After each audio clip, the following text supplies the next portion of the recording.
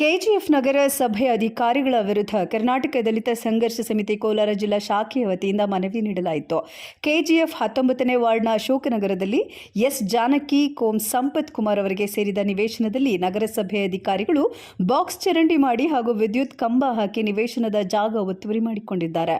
ಹೋರಾಟಗಾರರಾದ ಸಂಪತ್ ಕುಮಾರ್ ಅವರ ಕುಟುಂಬ ನಿವೇಶನ ಕಬಳಿಸಲು ರಾಜಸ್ವ ನಿರೀಕ್ಷಕರಾದ ಜಯರಾಮ್ ಅವರು ಹುನ್ನಾರ ಮಾಡಿ ದೌರ್ಜನ್ಯದಿಂದ ಚರಂಡಿ ಮಾಡಿ ಬಿಲ್ ಮಾಡಿಕೊಂಡು ಹಣ ಗುಳು ಮಾಡಿದ್ದಾರೆ. ಅಲ್ಲದೆ ಎಸ್ ಜಾನಕಿ ಕೋಂ ಸಂಪತ್ ಕುಮಾರ್ ಅವರ ನಿವೇಶನ 30x29 ಅಡಿಗಳ ಜಾಗಕ್ಕೆ ತೊಂದರೆ ನೀಡುತ್ತಾ ಇದ್ದಾರೆ.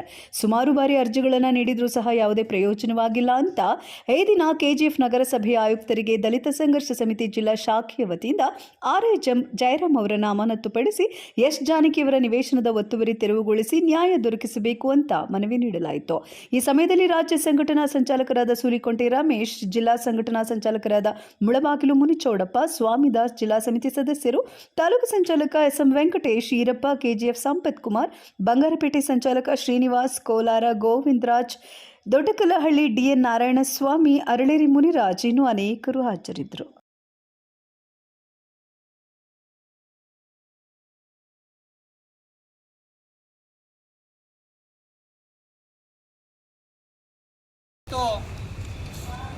ಕೋಲಾರ ಜಿಲ್ಲೆ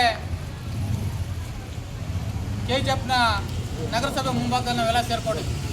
ಇವತ್ತು ಕರ್ನಾಟಕ ದಲಿತ ಸಂಘರ್ಷ ಸಮಿತಿ ರಾಜ್ಯ ಸಂಘಟನಾ ಸಂಚಾಲಕರಾಗಿರ್ತಕ್ಕಂಥ ಸೂಲಿಕೊಂಟೆ ರಮೇಶ್ ಅವರ ನೇತೃತ್ವದಲ್ಲಿ ನಾವು ನಗರಸಭಾ ಆಯುಕ್ತರಿಗೆ ಒಂದು ಮನವಿಯನ್ನು ಕೊಡ್ತಾ ಇದ್ದೀವಿ. ಇವತ್ತು ಅಶೋಕ್ ನಗರದಲ್ಲಿ ವಾರ್ಡ್ ನಂಬರ್ 19ರಲ್ಲಿ ಒಂದು ನಿವೇಶನಕ್ಕೆ ಸಂಬಂಧಪಟ್ಟಂತೆ ನಗರಸಭೆ ಬೇಜವಾಬ್ದಾರಿ ನಡೆಯನ್ನು ಖಂಡಿಸ್ತಾ 24 ಗಂಟೆಗಳ ಕಾಲಾವಕಾಶವನ್ನು ಅವರಿಗೆ ಕೊಟ್ಟು ನಮ್ಮ ಸಮಸ್ಯೆಯನ್ನು ಬಗೆಹರಿಸದೆ ಹೋದರೆ ಸೋಮವಾರದಿಂದ ಅನಿರ್ದಿಷ್ಟಾವಧಿ ಪ್ರತಿಭಟನೆಯನ್ನು ನಗರಸಭಾ ಮುಂಭಾಗದಲ್ಲಿ ಹಮ್ಮಿಕೊಳ್ತೀವಿ ಅಂತಕ್ಕಂಥ ಮಾತನ್ನು ನಾನು ಹೇಳಲಿಕ್ಕೆ ಇಷ್ಟಪಡ್ತೇನೆ. ಈ ಒಂದು ಪ್ರತಿಭಟನೆಯನ್ನು ಕುರಿತು ರಾಜ್ಯ ಸಂಘಟನಾ ಸಂಚಾಲಕರು ಮಾತಾಡಬೇಕಂತೇಳಿ ಕೇಳ್ಕೊಳ್ತೇನೆ.